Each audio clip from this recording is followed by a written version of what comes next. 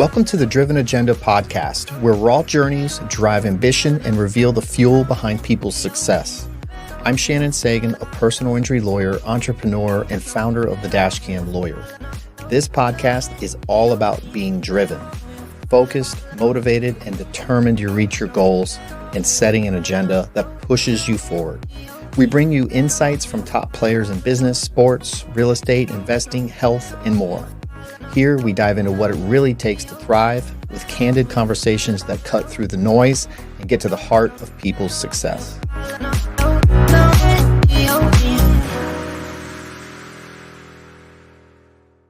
We are live again on the Driven Agenda podcast here with my friend Chris Euart. He is a business owner. He is a father of four. Woo! Nope. Not just four girls. And are they all into cheerleading? They are all in competitive cheerleading. So Chris has got a really cool, crazy story just because I wanted him to talk about owning a business, taking that risk, doing it with four kids, four girls. And they have lots of extracurricular activities with the cheerleading and all that. And just kind of helping people out who've got, you don't even have to have four kids, but when you got a lot of kids, there's a lot of commitments and how he's doing it and managing and alive still. So welcome, my friend. Why don't you briefly talk about your business and then we'll get into kind of why you started it. Yeah, well, that's a kind of a loaded question there. Okay. But thank you for having me on. That's actually my first podcast ever. I've been invited on some other podcasts in the past, but I've just never done it. So thank you. Yeah, for welcome. bringing me Thank on you for your time. So I own Trusted Insurance Brokers. Been in the insurance industry for 12 years now, almost 13, I think. I kind of lose track. They all seem to blend together nowadays, you know? Especially as we get older. Yeah. So I got into it actually just needing a job. And I feel like most agents in my industry fall into this industry. They don't, nobody wakes up and goes, I want to be an insurance agent when I grow up, I really didn't even understand what it was, until I started like really getting into it. And then I bought a house and all that kind of stuff. And I kind of figured out like, oh, okay, there's something here with doing this. But yeah, I was actually doing marketing. I was horrible at it. But Marketing for what? For a car business, Okay. audio race car type of setup here in West Palm. I was doing marketing for them, which I was trying to go to school for because I thought it was what I wanted to do, and I got that job, and I realized that's not what I want to do. I want nothing to do with that. I don't know what it is, but it just wasn't. You weren't feeling it. It wasn't what I thought it was going to be. Nor was I great at it. Just being real, I wasn't great. I had a few good moments, but So I ended up without a job. They let me go right after one of the hurricanes. Actually, right after my second child was born, I took time off without pay, and then we had a storm that flooded all of Loxahatchee, where I was living at the time, and I couldn't leave. If I drove, I had a Jetta at the time, and if I drove down my driveway, you would see the top of the vehicle, and that was it. Because I remember seeing that on the news where people were stranded inside their homes in Loxahatchee. Yeah, even some people with, even with some trucks, I think some people still couldn't get out. Yeah, the only the only vehicle that could get up and down my road was my father-in-law's F-250 because he had it lifted. Right. And I have a video. I got to find it, but I have a video of him leaving us because he would bring us groceries that we couldn't get to, and he would leave, and you just see a wave in front of his car. Yeah. It was nuts. It was a really weird time, but I think the county messed up. They didn't drain the canals and stuff properly, so you had alligators going down the roads and everything. It was welcome to Florida. People, and right next to that is a guy in a canoe. He's just going like Florida man. Then a jet skier. Florida man, 100%. But yeah, so I ended up losing my job right during that, which, mixed views on how that all went down, but I won't get into that. So I was on the hunt for a job, and at the same time, I was on a hunt for health insurance for my now newborn and my oldest child, who was 1 or 2, just shy of 2 at the time. So I was talking to a guy about getting health insurance, and just through conversation, just having a natural conversation, and he asked me what I did for work. I told him I was out, and he's like, well, I think you should maybe look into insurance. And I was like, yeah, okay. Sales, like, no, I've never done a sales job in my life. And throughout the rest of that conversation, it turns out he was the owner of that agency that he was selling me insurance from. And he basically talked me into coming in for an interview. So I was like, all right, I'll give it a shot. I got nothing else to do. I have no other money coming in. I got to do something. So it ended up not actually working out. I never got the job with them. That was a weird situation, but I went out while I was waiting for them to make a decision if they were going to hire me or not. I decided to kill some time and go out and get licensed. That was one of the things they said they would pay for and take care of for me. And I was like, well, while I'm waiting on you, I might as well go do it instead of waiting and then have to wait longer and all that stuff. So I took the initiative when I got licensed, and when that didn't pan out with them, I started reaching out. I was like, I got the license now. I might as well do something with it. So I found a company that was trying to start a call center in West Palm.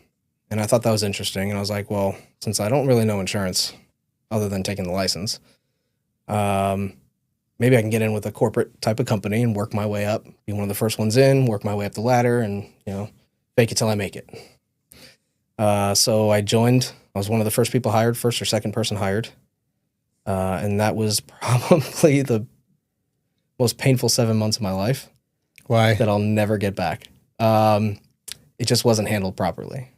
So isn't there shadiness going on in that stuff? So much. So I think the intent was there, but the person driving it had a different agenda in what they were trying to do. They were trying to build actually their own business within it.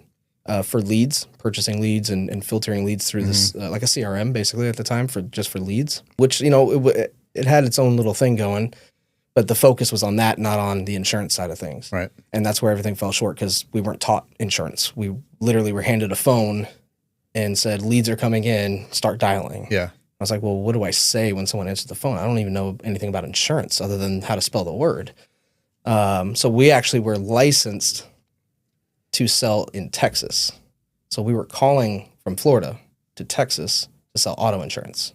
So we were calling on these low dollar accounts trying to, and it just didn't pan out. It was a very long played. We ended up hiring probably like 17 people that, because I was one of the first people hired, I kind of assumed a managerial role. And so we ended up having to fire everybody. And literally we got to like 17 people and then back down to just me and one other guy. And I knew I was next. So I started hunting again, and I found a mom and pop place in Royal Palm Beach that actually all the credit to them for showing me the customer service side of the ins and outs. So they bring you in, mentor you, do actual legit teaching of everything. Yeah. So the guy there, I still talk to him. He's like a mentor to me still. He would actually, to start off, their main focus was actually home insurance, which is smarter from a business standpoint. And he had me for the first 2 weeks sit with his top producer, and she would just have me listen in on her calls. She would hand me little things to do paperwork wise, so I knew how the system worked. Right. And then she would sit there and explain the coverages to me. I credit her with a ton of the reason, 99% of the reason that I know what I know about home insurance or property insurance for that matter. She was a very big piece of me learning. Unfortunately, a couple of years ago, she passed away from cancer. So that sucked, but she's always been a big part of my life. I find in a lot of the interviews that I'm doing with people who I know that own businesses that they do end up having some type of mentor or coach. And that makes a difference in their world, whether they continue to have that type of person throughout their careers. I think it's a smart move, but I find that people, when they become successful, they have mentors and coaches. Oh, big time. And I think it's for any piece of business, even you can have a different mentor for different parts of your business, because there's so many different businesses within running a business. You have marketing, networking, yeah, social media, the actual business, what you actually do that you need guidance on from somebody that's more experienced and what have you. But yeah, there's so many pieces to it. And if you don't have somebody, that's where you really start to struggle. Yeah. At least I've noticed, I start to struggle when I don't have somebody that I can talk to or bounce ideas off of. I mean, ChatGPT helps big time for that now. Are you using that in your practice at all in your business for things? After our conversation a week or two ago, I actually was using it quite a bit for a while for different ideas of posting something or whatever it was, just a different look on what on a particular topic or what have you. I have a guy coming on board with me now. He's going to start doing some cold calling for me for commercial insurance. Just appointment setting. Mm-hmm. And I've never done cold calling. I'm not a cold caller. My entire business was built off of referrals, just networking face-to-face. That's how we know each other. Yeah. So that's how I've always done it. Even when I first, so I probably should go back to that real quick. So I was at that mom and pop place. She taught me all the home insurance. And then I did the same thing with the owner. One of the owners, husband and wife, owned it. With the husband, he was a claims adjuster for Allstate for many years. And then he went to the agency side and the sales side. And so he knew the ins and outs of all the auto when it came to claims and how coverages operate and all that stuff. So he was literally would sit us down and quiz us on how these things worked. And he did that in the interview, and I acted like I knew. I was trying to fake it till I made it type of deal. And he read right through it, and I know he did. He never said anything about it, but I walked away from the interview laughing, going, I'm not getting the job, but he ended up hiring me. So anyway, he brought us in, he'd sit us down and he'd go through everything. So we really got a good understanding, and he was always there, open door policy, to come in and ask him questions on, hey, how does this work? How's that work? That's good of him, because you could be, as a business owner, look at you as a potential threat, right? And so I walked in there telling him, one day I want to own an agency. Right. So how does that happen where you end up owning your own? So kind of a step process. I ended up leaving the mom and pop agency for another opportunity. But you said you stayed in good terms. So they actually fired me because I didn't produce. Uh-huh. I was in their eyes, which was said to me, kind of hurtful, but I was more of the customer service role than I was a sales role. And there's not any false information there at that time. Right. I was horrible at selling. Mm-hmm. I was terrified of asking for someone's business or payment information. If they willingly gave it to me, I was like, okay, cool, and then I could go over everything, and I'm very personable that way, where I'll go into depth and I'll explain stuff. But asking for you to buy from me was the most terrifying thing in the world for some reason.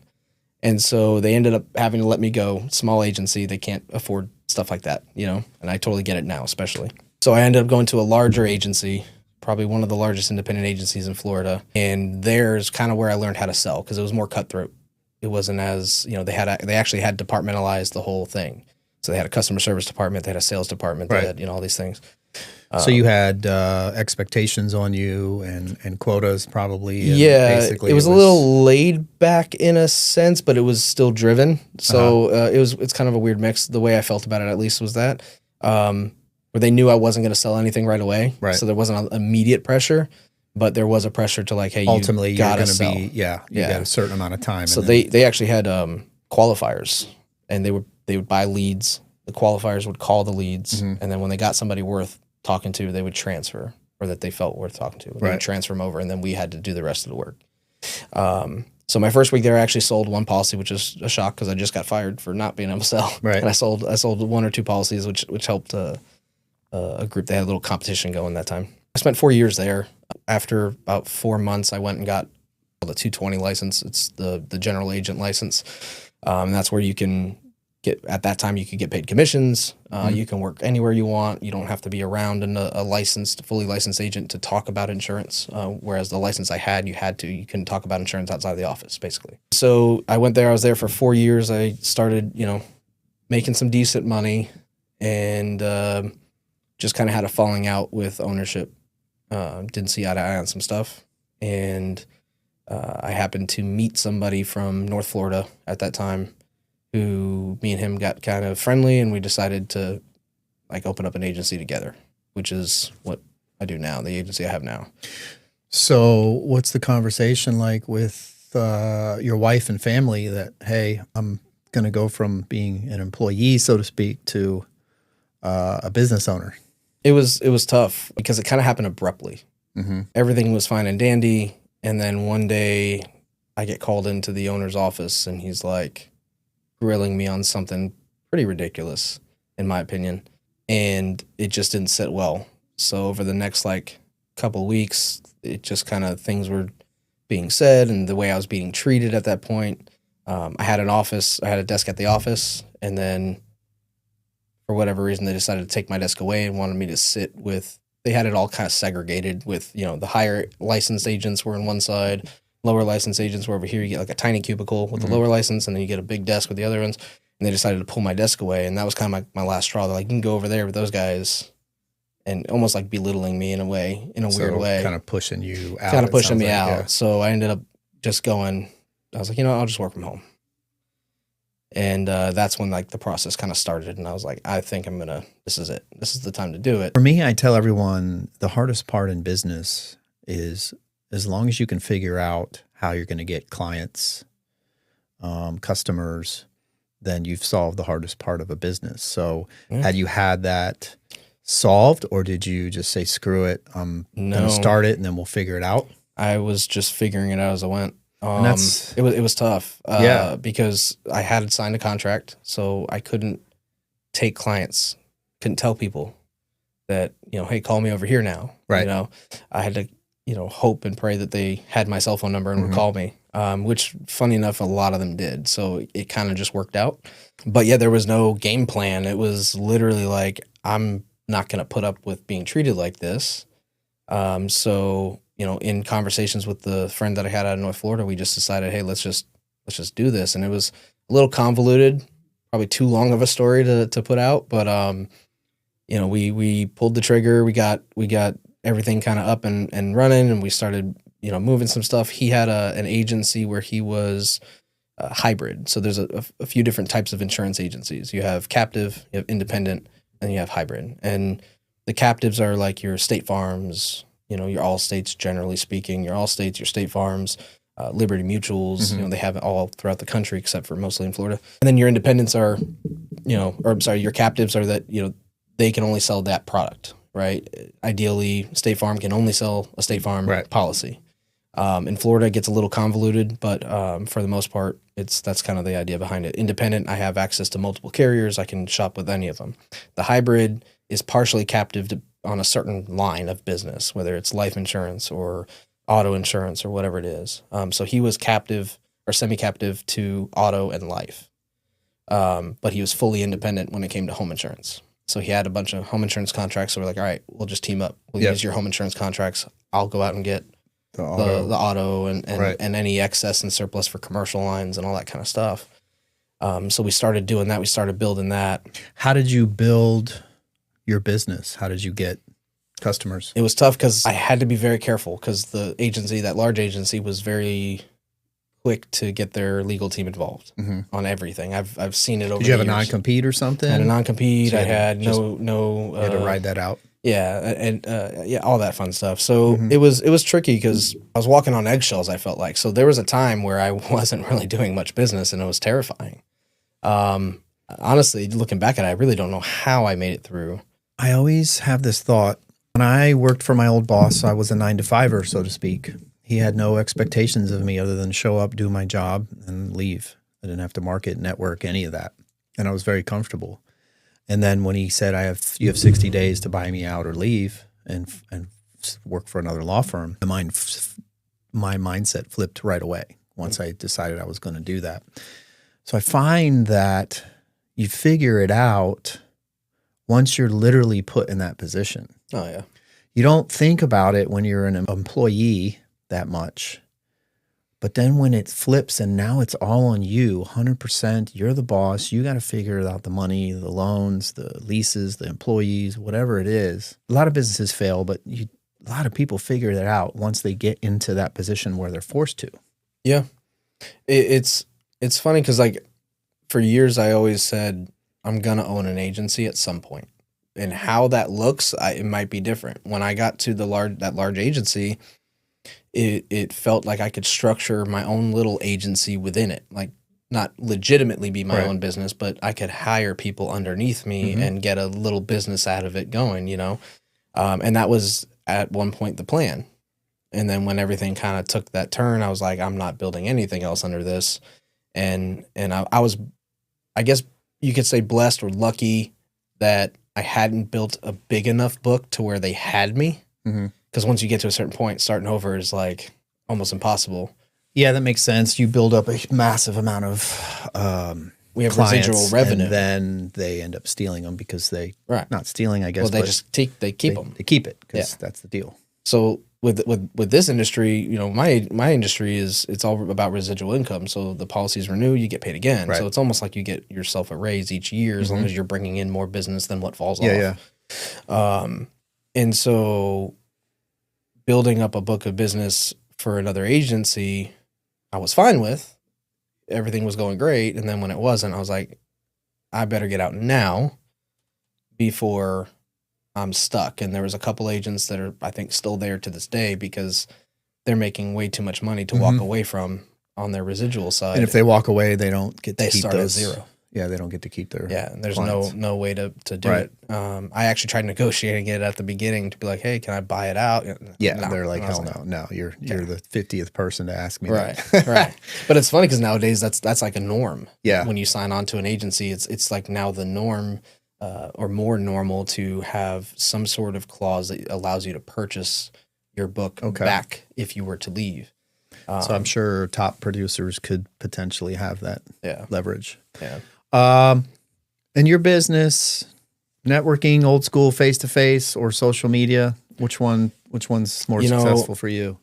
I have too many kids and too many activities after school's out, or during the summer, forget it. It's hard for me to do the in-person networking nowadays, which I actually like doing in a way. I hate it, but I like it. I like being face-to-face because there's more personality. You can get to really know somebody. But I've kind of gone to, for the last few years, I've gone to more of a social media approach. Okay. So I'll use LinkedIn or Facebook or Instagram. Does LinkedIn work for you? No. For me and my business, it doesn't do a lot. I don't use LinkedIn the way people traditionally use LinkedIn. I use it to scout. Okay. It's a great tool if you're in a B2B setting. Right. Or want to be in a B2B setting. It's a great tool to find the people that you want to connect to. And then from there, I don't believe you get a true person on LinkedIn. You get a business person on LinkedIn. It's strictly a business platform, super tight and almost hoity-toity, if you will. Like, it's all about me and I'm the businessman and da-da-da. Whereas you get more actual personality out of somebody on Facebook or Instagram. Of course. So more personable. But it's easy to search and find the people you want to find on LinkedIn. So I use that as like a lead list. Okay.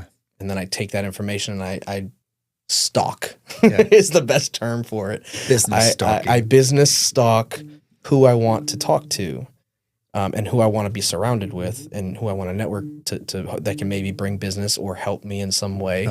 It is somewhat selfish, but I take it from the standpoint of trying to build a relationship, not trying to get business immediately. Right. So I have a really good instance with a mortgage lender. I reached out. I don't remember the year, so we'll just say 2020. I reached out to him and connected with him on Facebook. Slowly over time, like a post, like a comment, joke back and forth. I noticed he was a very joke kind of personality, like to have fun, joke around. That's me. So I would insert myself here and there where it was appropriate to like make a comment or make something funny. And so we started talking. And the algorithm with Facebook is, the more you interact with somebody, the more they're going to put their posts in front of you. So I did that over time with this particular person. It took probably 2 years, close to 2 years of just going back and forth. And then one day I got a message, hey, what's your number? I need to talk to you. And I was like, okay, here it is, you know? So he calls me up and he's like, I'm getting dropped by my insurance. Can you help me out? Cool. Set him up, got him a policy, saved him like $600 from the previous one. He loved me. It was great. But then it went silent again. And then it went back to Facebook comments and this and that. And then maybe 4 months later, I get a text message, hey, we need to talk again. I was like, okay, another policy, whatever. He's like, no, I actually partner with a big builder here up in Orlando, and I do all their loans. I'm the premier lender for them. So we do all of their loans, 60 to 80 loans a month, you know, whatever it is. I don't like the agency we're working with. They messed up quite a bit. I'd like to give you the business. You're a smaller business. I like you, you know, so on and so forth. And so we started working from that point on for like another 2 years. And now I think he's on retirement mode now. He's definitely on retirement mode. He's living in Colombia. He moved What to a Colombia, good contact to get from LinkedIn, though. But you see, it took patience. It takes time. And earning your trust for him to do it. Yeah, and I think more importantly is like we're actually friends. Yeah. You know, and that goes back to that old saying, everybody says it, but people want to do business with people they know, like, and trust. Mm-hmm. And so he gave me a ton of business in the time that we had. I'm grateful for it. He introduced me to, you know, the rest of his team. And, sure, that opened up a lot of other doors as well. Yeah, big time. And even if anything else, it's like he still has contacts. He still knows other people. If I need something, I can reach out. He's a world of wealth knowledge in himself, just from what he's built over the years and how he's done it.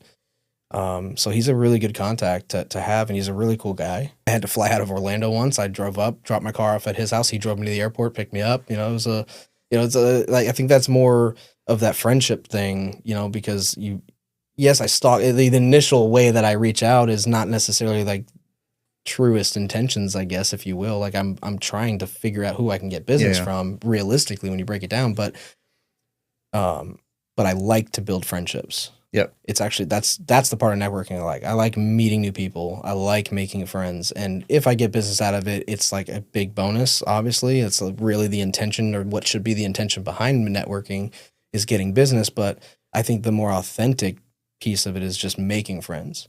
And then the business just comes naturally. Yep. Like you don't force it. I never once reached out and said, hey, I'd love to talk to you about your insurance, you know. You waited for... Nobody wants that. And that's what you get turned off away from LinkedIn for, you know. Nobody wants that. You get hit up with these robo-bots of, we can help you with all this. Mm-hmm. I was like, I didn't ask for that. I never once showed that I needed that. I hit the block button on my the messages phone and my email. I block at least 15 people a day who are trying to give me loans right now. I guess loans for law firms are a big deal. It's just not how you come off. Like, I don't know how. I mean, it's all in the numbers game, I guess. It's cold calling, I guess, if you will. But it's just heartless, though. It is. It really is. And that's why, you know, with what I'm doing now with cold calling myself, or with the guy that I'm bringing on to do it, I'm trying to figure out a better approach, because I don't want to just blindside people as much as you already are. Yeah. I want to make that as soft of a blow as I can. You should talk to realtors. I have. For tips. For some stuff on that. I believe the they smile still do and that, dial right? days. Yeah. Oh yeah, all the time. I get text messages all the time now too, which is probably more annoying. But no, I've talked to some people about it. Other people in my industry that do it. You know, what's your approach? How do you guys do this? How do you do that? Right. What I'm going after initially, just to get, you know, our feet wet, is a very niche market. Mm-hmm. I have a niche product for that market, so I'm going to approach it with that, and being that insurance rates are so high right now. Do you want to say what that is? Yeah, it's pest control companies. Is we have a very specific market for pest control, lawn ornamental, that sort of thing. Local pest control companies here in Palm Beach County. Yeah, or anywhere in Florida. Reach out. I want to talk about something very funny. What is it called? I already know where you're going with this. Cheer Dads. Yep, Cheer Dads. So we're going to get back into business as well. But tell me about Cheer Dads, because he has this one video that went viral. When I mean viral, what are the numbers? It was like 2 million, I think 2 million views within a couple days or something. It was nuts. It wasn't expecting. Yeah. You know, I was just being a goofball. And so talk briefly about what is Cheer Dads? Why did you get involved? And basically, how are you able to kind of manage running a business? And then I've always been heavily involved with my kids. I think in all the years that they've been doing cheer, which is probably like 8 or 9 years now, I've missed one or maybe 2 events. I think it's one. And that one was unfortunately because my sister passed away at that time. Right. That's impressive to have 4 kids and only miss 1 or 2. Yeah. Well, I mean, I made them, everything revolves around them. And I did that intentionally because I don't want to sound like a sob story or anything because it's not, but I just didn't have, like my dad was always around. It's not like he wasn't there. But he was actually injured in the Navy. So he's always had physical limitations to what he can do. And so he was around, but he wasn't physically around able to, participate in stuff with when I became of age. I have 2 older sisters, one that passed away, unfortunately, but, he was, I guess the middle child of our family. She was heavily involved in softball when I was at a really young age, and I was doing soccer and stuff like that, but, little 10 and under soccer that, what can you do with that, Right. And so, by the time I got to be old enough to really get into football or get into whatever, it just he wasn't able to keep up with me being, whether I was playing baseball or whatever. It was kind of like at the end of his day, and he was already kind of worn down, so there wasn't a ton there. He did participate. I'm not saying he didn't, but that kind of always was like in my mind. I said I want to have kids young. I didn't intentionally mean to have them as young as I did, but I wanted to have I'm on the young. extreme opposite end. Yeah. Well, I wanted to have kids young because I wanted to be able to be there. I wanted to be able to participate. I didn't want to have to deal with, the aches and pains of, being older and later in life of, like my dad did. And I wanted to be really involved and not leave any question about me being involved. Right. And so, when we actually were in, something called Jeet Kune Do, which is the Bruce Lee's fighting, style.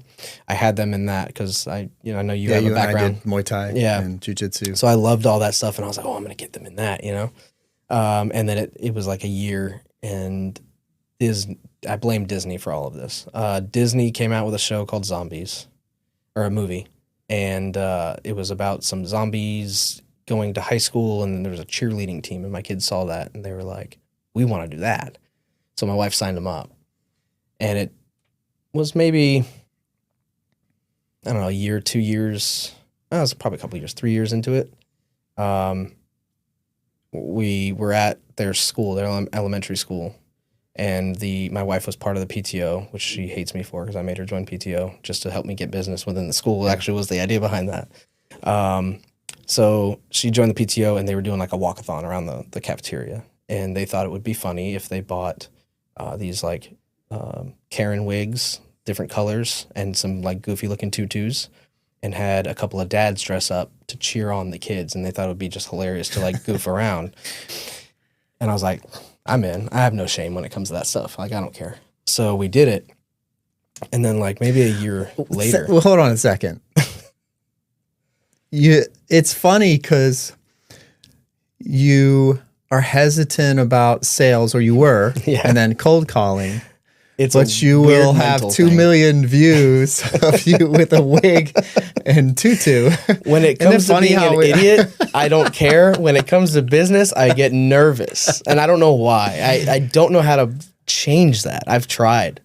I've tried everything, and I don't know what it is, but I can be the biggest dummy you'll ever meet if we're having a good time. Put a microphone in front of me and some music, and I'll go. I don't need anything to have that happen, really. But put me in a business setting in front of a crowd and tell me to talk business, and I shut down. It's just the weirdest thing. But so I did that, and we tortured the kids. Like, they were hating us, all the boys especially. I was like, oh, come here, blah, blah, blah, and my kids were like, oh my God, Dad, go away, And I was like, okay. So once they really got into like the competitive cheer, we started going to these events, and we travel Atlanta, Orlando, tons of times to Orlando, Fort Lauderdale and all that. And I started noticing some other dads that would actually dress up at these things. They would, like, one big guy, big, tall, just big guy. Had a tutu on, and he had some sort of weird hair thing going, and I just thought it was hilarious. And I was like, I want to do that to embarrass my kids. So strictly just to embarrass them. And so I said I was going to do it. And my one of my good friends that's also in cheer, I told him, and he was like, I'll do it with you. I was like, okay. So we dressed up for one of their events, and we showed up, and the opposite effect happened. They didn't get embarrassed. Well, I'm sure they were a little embarrassed, but their friends were like all about it. Yeah. That cool that they couldn't be embarrassed. And so it took off with the kids so much, and it wasn't even just the kids from our team. It was like kids from other teams that were coming up. Like we were like mascots of the event. Like you would have thought we were paid to be there. And like random people are taking pictures with us. You know, it was just really funny. And then it got like kind of interesting because some kids would say things that kind of caught me off guard and I never thought about, but they were like, man, I wish my dad would dress up. I'm like, okay, yeah, that's cool. But then like I got hit a couple times with, I wish my dad would come to these events. Wow. And it was like they don't even have like, cause it's, you know, it's cheerleading. It's as a man, that's a girly sport. Right. You know, it's not football. It's not football. Yeah. It's not baseball. Like us guys don't get into those as much. And so I started thinking about it and I was like, man, we should just do this at every event. And so we did it to every single event. We showed up and we dressed up for all over events. the country where you traveled. So mostly like, at that time we were staying mostly in Florida. So Tampa, Orlando, Fort Lauderdale, stuff like that, Port St. Lucie or Fort Pierce. So we would do those. Now we've expanded a little bit too with the team that we're on to go into Atlanta, which is a really big competition. There's thousands and thousands of people that go to Atlanta. So you get dressed up and go there? So we get dressed up when we go. So we haven't been able, actually, I take that back. We haven't been able to dress up in Atlanta yet. Just things just have kind of been weird the last couple of times we've gone. But every other competition local for sure. How did the Instagram thing start, and how did in the video? So, and what's the handle? Cheer Dads? It's Cheer Dads with a Z. Okay. Instagram. Yeah, Instagram, Instagram, TikTok, TikTok, and Facebook. But our biggest following, I think, is actually TikTok or Instagram. Those are the two that really took off. But so we were getting ready to go to actually the fairgrounds in West Palm for a competition. My wife wanted to do a fun TikTok with the kids, and we had 4 girls, so she wanted my youngest to walk out first, and then in order of age come out. And right before she was going to start it, I was like, hold on, let me throw on the stuff, and I'll come out at the end, just whatever. So she played that All the Pretty Girls Walk Like This song. So they're walking out, and so they open the door, and they come walking out. And then my oldest goes out, and then I turn the corner and I walk out and I do like a little hair flip with the wig and just walked off like super cocky, you know, and whatever. And didn't think anything of it, man. It was honestly just like, haha, like I'm an idiot. Yeah. You know, people are going to laugh at me. And we posted it to my Cheer Dads account because I goofingly made the Cheer Dads account. Throughout the entire competition, it was just ding, ding, ding. The phone was just going nuts. Like we were like, within minutes at 30,000 views. Gosh, that's wild. And I'm like, we had like 11 followers at that time. So it's like, how did this happen? You know, it's like crazy. And so everybody's laughing. We're getting comments left and right. And it was just, honestly, it was hilarious to like sit there. And I'm just mind blown. Like, we're not even paying attention to the competition at this point because we're like, we're going fast. We're very famous. I'm going to make it on, some TV shows, which never happened. But it's funny because it like I said, it kind of changed something in the way you approach or the way I approached going to these events because then the kids started looking forward to it. You know, they'd get on stage and they'd look for us to be dressed up and like cheer them on. Yep. Whereas you had to take on a little bit more responsible role, even though you're messing around. But now it's becoming legit. In a way, it did, and. You know, I actually took a little bit of a break last season. I lost my partner that did it with me. His daughter got injured, so she didn't participate last year. I don't know that she's going to do it this year. I think she's still dealing with that injury.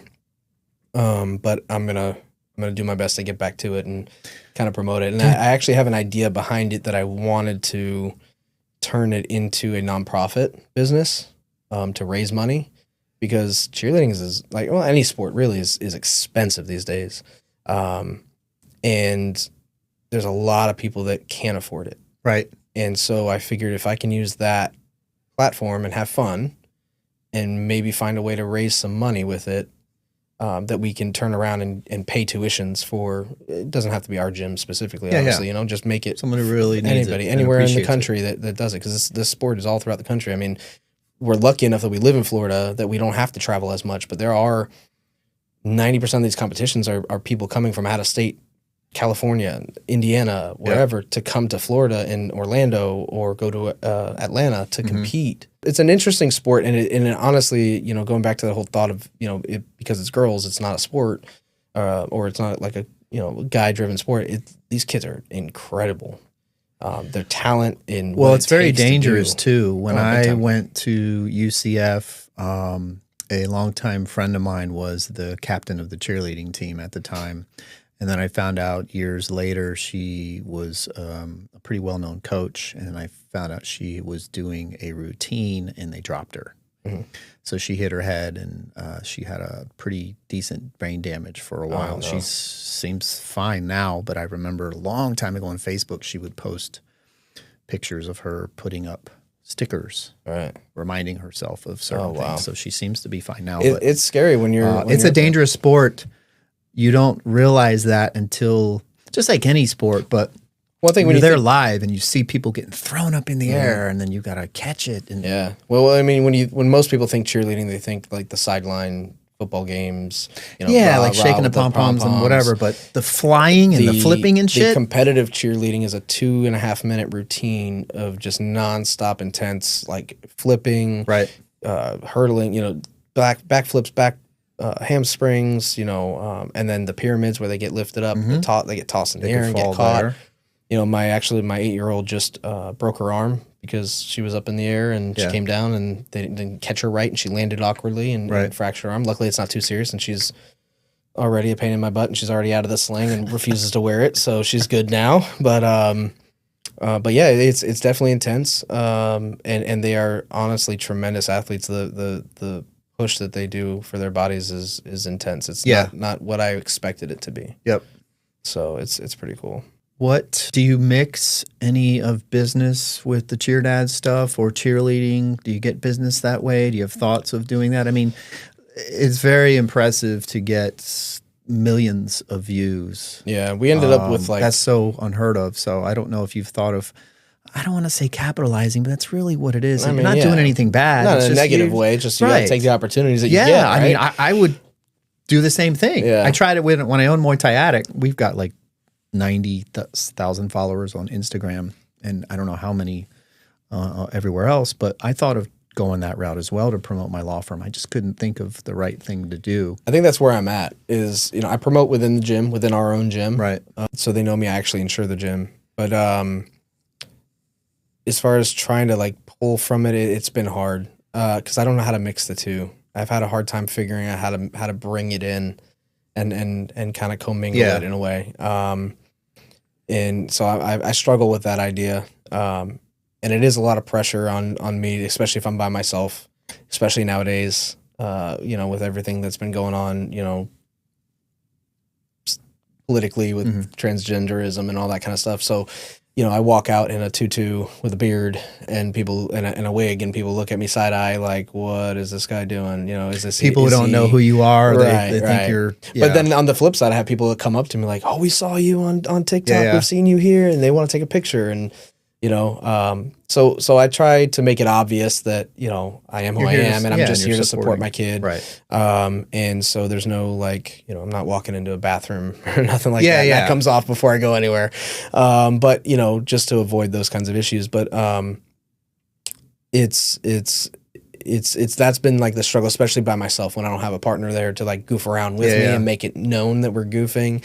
That's been the struggle. And then trying to pair that with getting business has been interesting as well. So I've been looking at, you know, trying to do something, just maybe sponsorship opportunity or I don't know, something. I just haven't come up with the right idea. You'll figure it out. You're, you know, again, you're between doing that and figuring it out with your kids and figuring it out with your business. Eventually it will click. happen. But Yeah. I definitely wanted to talk about that because that's I don't know It's been anyone fun. who's had. I don't know any friends that have had millions of views on a post. Yeah. What's your vision for your business 2 to 3 years from now? Where do you see it? What would you like to be doing? Ooh. Ideal clients if you had them. Yeah, so I'm actually currently working on this information for myself, even though I should have had it a long time ago, I feel. But sometimes the obvious things aren't so obvious. It took me up until 3 years ago to come up with the dash cam lawyer niche. And I am absolutely passionate and love it. But I've been a lawyer for 20 years and I have had my own business for over 17. Yeah. So I think it goes back to like the Gary Vee thing. You know, it's never too late. You know, you're 35, no, it's not. You're still a baby. You still have time, you're saying that. Plus, you're a lot younger than me. But my point is, I struggled for years trying to think of how am I different from these jackasses that you see on the billboards, the TV, radio. We're all saying the same thing. Right. How am I different? And so this dash cam thing came at just the perfect time because I was struggling with that. So it's never too late. No, and I think so. I mean, ideally, you kind of learn along the way that you should have certain things, or you should have set up certain things when you got started, right? To have a guideline to go forward with. But I feel rarely does anybody actually do that. You know, everyone I talk to is saying the same thing. Yes, when you see business owners, especially ones that have get to that next level, they're all winging it. Everyone's winging it, man. It's fake it till you make it kind of thing, you know. And it's everyone funny, is. It's just who has the nerve, right, to move forward with it and do it. Yeah, who does it? Yeah, so it's I'm starting to put the ideal client together. I actually have a form. I joined a large commercial insurance group. I was telling you a little bit before we jumped on here, and they actually are helping me set that all up, and they're giving me the tools to do that. So I'm been sitting down and like the pest control thing. That's one of the ideal clients for right now. That's my stepping stone, I feel. And so in the next 2-3 years, ideally I want to go after the healthcare industry. That's the actual end goal. Mm-hmm. So I'm taking the time right now to learn as much as I can because I don't like to sell just to sell. I'll never sell just to sell. I want to know what I'm doing before I do it. I'm learning the healthcare industry in order to go after the larger accounts in assisted living facilities, senior care centers. Right. I think that's really so you have a big picture plan. You're just in the process of implementing that. Yeah. But the bottom line is you're doing well. You're raising 4 kids. We're making it. And cheerleading and all that stuff. I've got 2 and they're expensive, so I can't imagine 4. Well, my aside from the cheerleading, I have 2 that also do rec league soccer. And then the one that broke her arm is like into everything. And I say it to everybody, is like she has that personality of just go, go, go. Right. We said she should have been our boy. Because she's just got that go. Is she the last one? No, she's the one before the last. And so I tell everybody, it's like she's either going to be the CEO of a Fortune 500 company one day, or she's going to be the leader of the largest prison gang in North America. It's one or the other. I don't know which one it's going to be, but either way, she's running something. That's cool. What's your definition of success? I have a very minimal definition of success. Like, I think a lot of people define success as the amount of money they have, the large business, the cars, the materials, just being able to be there with the kids. I'm not working a 9-to-5 for somebody else to fill somebody else's pockets. I want to have some sort of financial freedom, but ideally is if I can make it by, pay my bills, and be there at all the events that I can possibly be at, that's success to me. That's awesome. And that's, I totally agree with you. Add maybe health into that. Yeah. When we're younger, success to us, I would imagine all of us, is money and cars and all that stuff. And then you start getting older and then obviously have kids. You can't take it with you. So and so the definition changes. Leave a legacy is kind of where I'm at. Yep. I want to build this agency to be able to pass it off to them should they want it. Yep. Or at least have the finances there for them when I'm gone, that this can be something that they can grow from. How do you find balance? You've got the job the kids, and then you got to keep the wife happy too. It's a balancing act. How do we do it? How do you do that? I've fumbled my way through it for all the years. Oddly enough, right now, and I've struggled with this a lot, and I don't know that I don't know how many people feel about this topic, but honestly, I'm at the stage where I don't care anymore. But I've slowly but surely been going back to church and been kind of instilling a lot of the principles of Christianity back into my life. I grew up in a Christian school. I went from 4th grade to 9th grade, going to a Christian school and learning about the Bible and learning all these things. And so a lot of what I had a long time ago was rooted in faith, and over the years I've gotten away from it. And so I'm slowly getting back to that. So I'm actually buying a book. Me and my wife are actually buying these books that I found that are rooted in Christianity, but it's about how to treat each other, how to bring back that balance into your lives for each other, which will then eventually will translate to everything else. And I believe that, I think that's great. I don't get into religion or politics, but I can tell you that my wife and I are taking a course at Christ Fellowship. Same thing. I'm not a big church person. I don't know that same. I will, convert, so to speak, after the course is over and start going there again. I grew up Catholic, got burned out with it. Very regimented. Doesn't look like much has changed with it. The Christ Fellowship, they're a little more open-minded or whatnot. But anyway, there's a lot. There is a lot to that. I think and it was hard for me, and that's where I kind of pushed away a lot. Was what you preach isn't what you're doing, and so that's a big turnoff for a lot of people from going to church. Right. And what someone said to me once before was, get that out of your mind. Forget what people are doing. Just go. Listen to the message. Yeah. The message is what's important. Right. And I get that. But it still took me time to go back. Yep. And I've been going back more consistently. And then when things happened with my sister, that really pushed me back a lot too. I had a lot of questions. I had a lot of doubts. I had a lot of, and so I'm still battling through all that. But the fundamentals of it all, I think, is where it's at. That's cool. And that's where I'm kind of finding the balance, if you will. I'm starting to find it more within that. Rooted within that. Do we drink lots of coffee or energy drinks to honestly to get through all this stuff? I don't do enough, but it's mostly water. Water? Yeah, I don't coffee doesn't affect me. Energy drinks don't affect me. I can take Adderall and lay down and go to bed. Like it doesn't it for whatever reason I wish I could do. I wish I had the opposite effect. I wish, cuz I was going, when I first started the agency, I was up until 3 or 4 o'clock in the morning, then back up at 7 to get the kids going to school, and then back at work, and then late nights from 7 o'clock to 9 was dinner and family, and then back on the computer and working, and nothing. I got burnt out from doing that, and now nothing can keep me awake past like 10. And so I'm like, I'm just gonna drink water and try to be a little bit healthier. That's funny. That's all I get. Yeah, we talked about the health thing. Yeah. I know you're starting to get back into it. I just started again this year.